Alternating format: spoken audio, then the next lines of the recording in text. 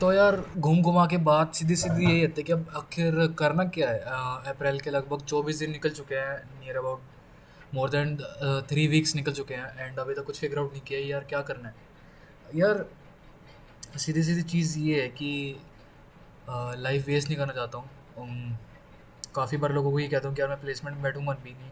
और कभी कभार थोड़ा लड़खड़ा जाता है, कभी कभार टेंशन होने लगती है कि यार वो सब कुछ ठीक हो गया है या नहीं। प्लेसमेंट काफ़ी ज़्यादा सिक्योरिटी देता है, और मेरा बैकअप सिर्फ़ और सिर्फ यही ऑप्शन है कि यार मैं वीडियो एडिटिंग परस्यू कर लूँगा एंड मूव आउट कर जाऊँगा। क्योंकि यार प्लेसमेंट के लिए जो कोडिंग आनी चाहिए वो मेरे को आती भी तो नहीं है। ऐसा भी नहीं है कि यार सिर्फ 3-4 महीने करके मैं 15-20 हज़ार में सेटल हो जाऊँगा।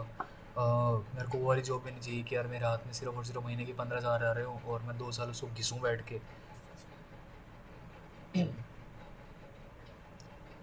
कहीं ना कहीं ऐसा भी लगता है कि यार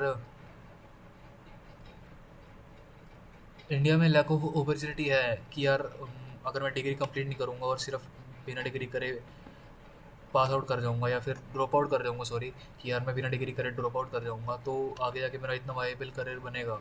और सेम टेंशन पेरेंट्स की होती है। तो यार ई स्पोर्ट्स में सीधी सीधी मेरे पास 3-4 रूट्स हैं कि वेदर मैं ई स्पोर्ट्स टीम मैनेज करूँ, कि यार जो कॉलेज टीम्स होती है उनको बहुत अच्छा करियर दिखाऊँ। उसके लिए काफ़ी ज़्यादा पैसा चाहिए जो कि अभी नहीं है। या फिर दूसरा ऑप्शन कि यार एक ई स्पोर्ट्स स्कूल खोल लूँ, कि जहाँ पर जो इंटरेस्टेड बच्चे हैं उनको काफ़ी अच्छे कोचेस मिले, same same as engineering, same as every stream. कि यार जहाँ पर उनको प्रोफेशनल कोचिंग मिल रही है, फिर उसके बाद उनको आगे जाके ऑर्गेनाइजेशंस में और जिनको बोल देते हैं ई स्पोर्ट्स और से होती है, उनको वहाँ पर प्लेसमेंट मिल जाए और वहाँ पर कर ले। बट ये चीज़ वैसी नहीं है। भले ही स्पोर्ट्स में ऐसा होता है कि यार अगर आपको क्रिकेट परस्यू करना है तो क्रिकेट अकेडमीज़ है, तो वहाँ पर भी लोग इतने टाइम तक क्रिकेट अकेडमीज़ भी ज्वाइन नहीं करते लंबे टाइम तक। क्योंकि यार ये काइंड ऑफ एंटरटेनमेंट स्पेस है। एंटरटेनमेंट स्पेस का क्या रहता है कि यहाँ पर सर्विस नहीं होती, यहाँ पर सिर्फ और सिर्फ क्रीम चाहिए होती है। जैसे कि अगर हम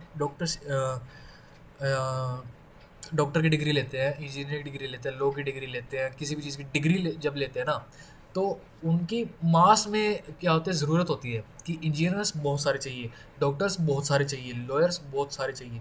बट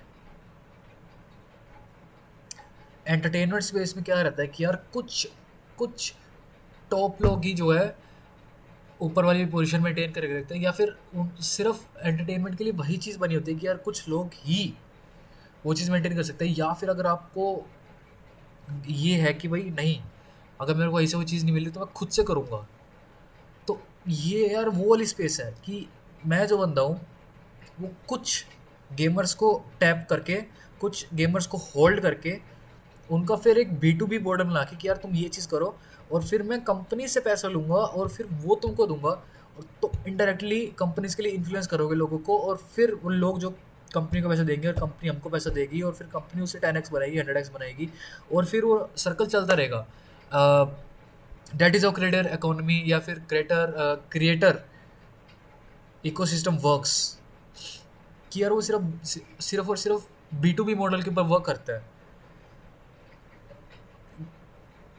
पता नहीं, या तो मैं इस चीज़ के बारे में बहुत ज़्यादा सोच रहा हूँ, मैं क्या ही उखाड़ दूंगा, क्या ही मैं बीसीसीआई की तरह एक ऑर्गेनाइजेशन बना दूंगा, ऐसा पूरा का पूरा दुनिया हिला दूंगा।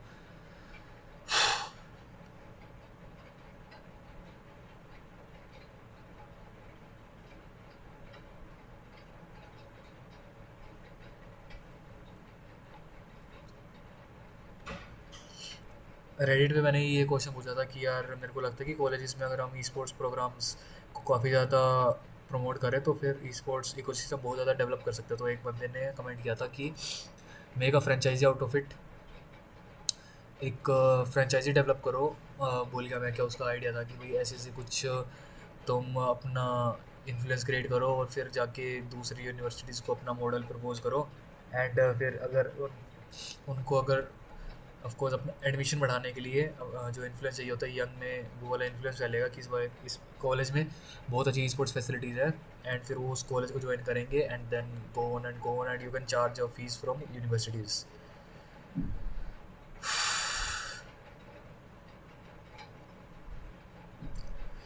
Global sports and soul like organization ये कुछ करती है कि यार सोल तो बेसिकली करते हैं कि काफ़ी सारे उनके पास गेमर्स है, काफ़ी सारे कंटेंट क्रिएटर्स है, तो गेमर्स को वो आगे अपना ये टूर्नामेंट्स वगैरह में भेज के प्राइस पुल कलेक्ट करते हैं, एंड फिर जो है उनसे पैसा कमाते हैं, एंड वहाँ से फिर प्लेयर्स की स्पॉन्सरशिप्स आती है, प्राइस पूल्स आते हैं, सैलरीज आती है, एंड दूसरी साइड कंटेंट क्रिएटर्स को टैप आउट करते हैं. कंटेंट क्रिएटर्स जो है मतलब कंटेंट क्रिएट करते हैं डेफिनेटली, एंड फिर वही B2B मॉडल की ब्रांड को अप्रोच. एक तरफ जो है कंटेंट क्रिएटर को